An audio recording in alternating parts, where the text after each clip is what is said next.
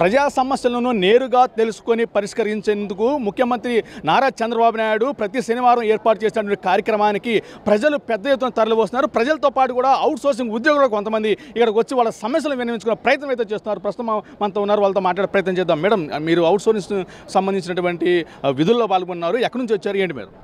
మేము విజయవాడ నుంచి వచ్చామండి. అవుట్ సోర్సింగ్ ఎంప్లాయీస్ అసోసియేషన్కి నేను జనరల్ సెక్రటరీ అండి. నా పేరు రాజశ్రీ.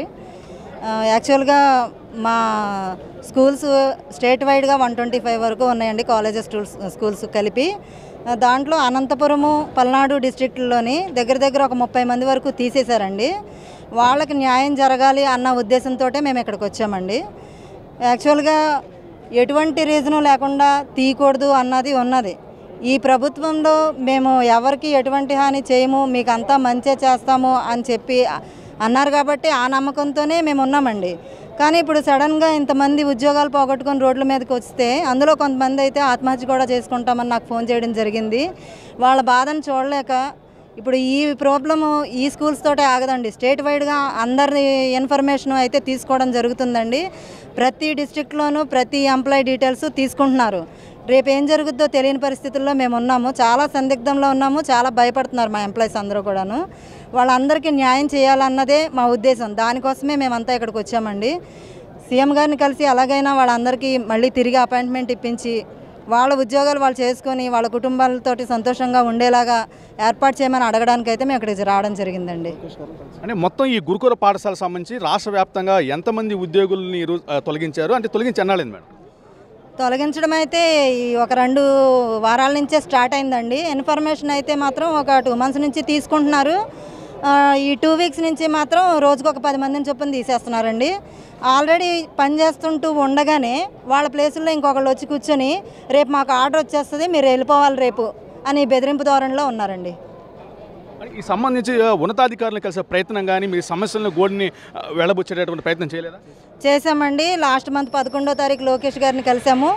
సార్ అయితే ఎటువంటి అన్యాయం జరగదు, మీకు మీ సమస్యలన్నీ మాకు ముందుగానే తెలుసు, మీకు మేము ఎప్పుడు న్యాయం చేస్తామనే చెప్పారు. ఈ రోజైతే బీసీ మినిస్టర్ సవితమ్మ గారిని కూడా కలవడం జరిగిందండి. మేడం గారు కూడా ఒకటే చెప్పారు, మీకు ఎవరికి ఎటువంటి అన్యాయం జరగదు, మీకు మేమంతా న్యాయం చేస్తాము అని చెప్పారు. ఆ నమ్మకంతో ఆ ధైర్యంతో మా వాళ్ళందరూ కూడా మేము ధైర్యం ఇవ్వడానికి ప్రయత్నిస్తున్నామండి. అంటే ఇప్పుడు సంబంధించి ఒకవేళ అటువంటి వాళ్ళకి ఉద్యోగ అవకాశాలను రాకపోయినట్లయితే అంటే వేరే ప్రయత్నాలు చేసుకునేటువంటి అవకాశాలు ఉంటాయి మేడం వాళ్ళకి?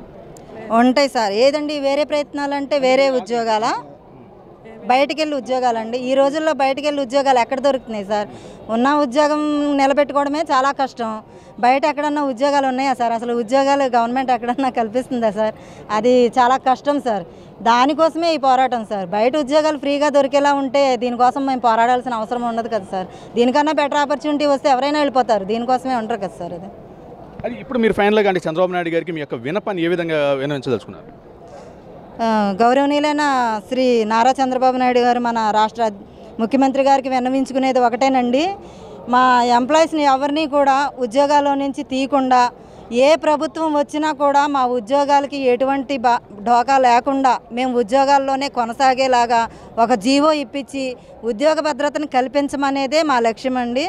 దానికోసమే మేము రిక్వెస్ట్ చేసుకోవడానికి వచ్చామండి. థ్యాంక్ యూ అండి. అయితే ఏళ్ల తరబడి కూడా ఉద్యోగాన్ని నమ్ముకొని కుటుంబ పోషణ సాగిస్తున్నటువంటి తమకు గత కొన్ని రోజులుగా ఏదైతే ఉద్యోగ భద్రత లేని నేపథ్యంలో సుమారు 40 మందిని కూడా ఉద్యోగాల నుంచి తొలగించారు. ఈ క్రమంలో వాళ్ళకి ఏంటంటే మరొక ప్రత్యామ్నాయం లేని నేపథ్యంలో కూడా ఆత్మహత్యలకు పాల్పడే పరిస్థితులు ఉన్న నేపథ్యంలో కూడా ఇప్పటికే మేము ఏదైతే నారా లోకేష్ గారిని కలిసాము, ఈ క్రమంలోనే ముఖ్యమంత్రి చంద్రబాబు నాయుడు కలిసి కూడా తమ గోడిని వెళ్ళబోసడానికి అయితే ఇక్కడికి వచ్చామని అయితే ఏదో గురుకుల పాఠశాల పనిచేసేటువంటి అవుట్ సోర్సింగ్ వాళ్ళైతే చెప్తున్న పరిస్థితి. ఇప్పటికైనా ముఖ్యమంత్రి గారు కూడా స్పందించి కూడా తమ యొక్క ఉద్యోగ భద్రత కల్పించి తమకు భరోసాగా నిలవాలైతే వాళ్ళైతే విన్నవించుకున్న పరిస్థితి. కెమెరామ్యాన్ చంటితో వరప్రసాద్, RTV మంగళగిరి జాతీయ కార్యాలయం నుంచి. మరిన్ని వీడియోస్ కోసం ఛానల్ ని సబ్స్క్రైబ్ చేయండి, లేటెస్ట్ అప్డేట్స్ కోసం వాట్సాప్ ఛానల్ ని ఫాలో చేయండి అండ్ లింక్ డిస్క్రిప్షన్ లో ఉంది.